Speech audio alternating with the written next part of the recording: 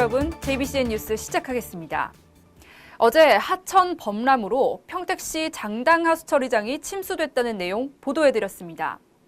그런데 심각한 문제가 제기되고 있습니다. 하루 5만 톤가량을 처리해야 하는 하수처리 시설이 중단됐기 때문인데 이 처리 시설이 정상적으로 가동되지 않으면 정말 큰일이 아닐 수가 없습니다. 쉽게 말하면 수질 오염을 유발시키고 생태계까지 파괴하는 더러운 물이 그대로 하천으로 방류될 수밖에 없다는 겁니다. 후속 보도에 정태석 기자입니다. 예, 우선 평택시 장당 하수 처리 시설에 대해 간략하게 설명해 드리겠습니다. 이곳에는 두 개의 시설이 갖춰져 있는데 이 하나는 하루 4만 톤까지 처리할 수 있는 시설이 지난 1998년에 만들어졌고 이 또 하나는 2만 5천 톤 규모인데 지난 2006년 7월에 증설됐습니다. 여기에 들어간 사업비만 해도 630억 원이 넘습니다. 이 두 시설 모두가 이 평택 북부 지역인 서정과 이 장당, 이충동 등에서 발생되는 오수 5만 톤가량을 처리하고 있습니다. 이 문제는 이번 침수로 인해 4만 톤을 처리하는 시설 가동이 중단됐다는 데 있습니다. 그러니까 하루 5만 톤 정도를 처리해야 하지만 기계가 고장나는 바람에 현재 이곳에는 처리할 수 있는 규모는 2만 5천 톤밖에 안 된다는 얘기입니다. 그렇다면 나머지 2만 5천 톤은 어떻게 처리될까요? 잘라 말하면 행정당국이 법을 어기고 있는 꼴이 됐습니다. 이 법적 기준치에 맞춰 처리해야 할 오수를 정화 처리하지 않은 채 그대로 하천으로 버리고 있다는 얘기입니다. 계속해서 한세화 기자가 전해드리겠습니다. 평택시 장당하수 처리장 침수 피해는 심각한 수준이었습니다. 아직까지 전력 공급은 이루어지지 않고 있고 흙탕물에 잠긴 기계실은 모두 먹통입니다. 임시 방편으로 비상 발전기를 돌리고 대규모 인력이 투입돼 수습 중이지만 여의치가 않습니다. 하루 4만 톤을 처리해야 할 시설이 이렇게 멈춰선 건 이미 나흘째입니다. 이번 주 안으로다가 정상 가동할 수 있도록 지금 작업을 하고 있지 않습니까? 이렇다 보니 문제는 계속해서 터져나오고 있습니다. 평택시 북부 지역인 서정동과 이충동 등에서 발생하는 하루 평균 5만 톤 정도의 오화수가 사실상 절반밖에 처리되지 않는다는 얘기입니다. 그러니까 2만 5천 톤가량의 오수 등이 정상적인 처리 없이 하천으로 버려지고 있는 겁니다.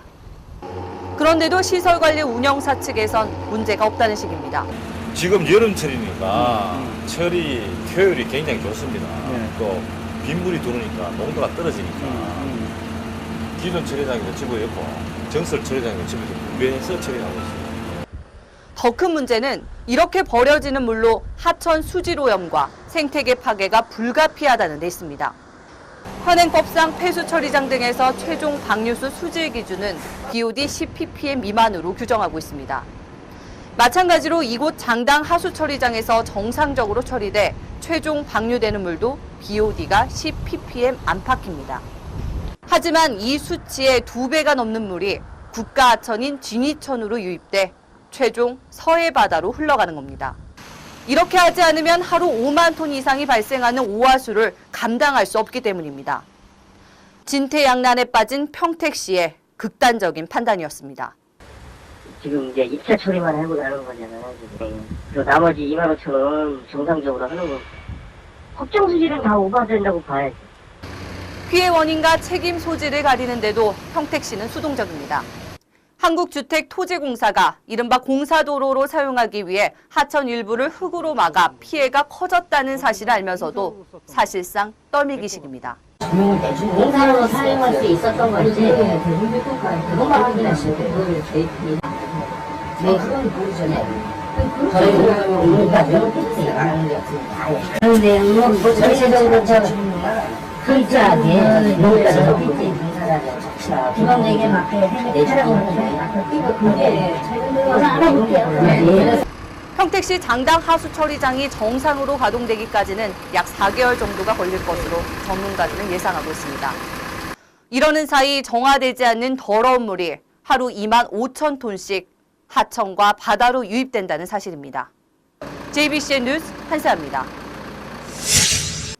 네, 다음은 간추린 소식입니다. 경기도가 추진하는 KTX 수원역 출발 사업이 용역 분석 결과 경제성이 충분한 것으로 4일 발표됐습니다.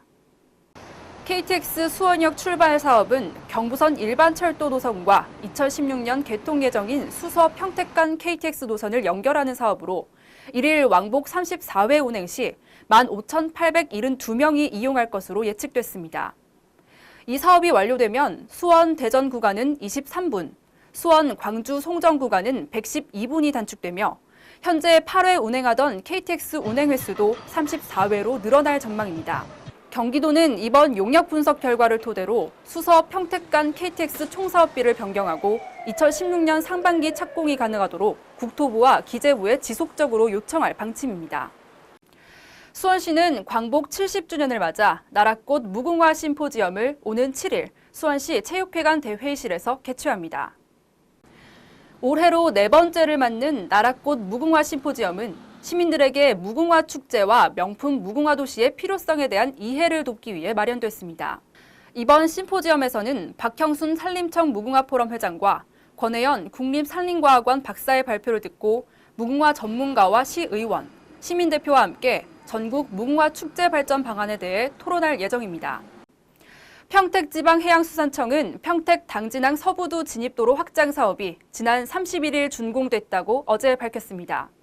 이번 사업은 2012년부터 361억 원이 투입됐으며 확장된 진입도로를 통해 서부두에서 발생하는 연간 1,100만 톤의 화물과 하루 14,682대의 교통량 처리가 가능하게 됐습니다.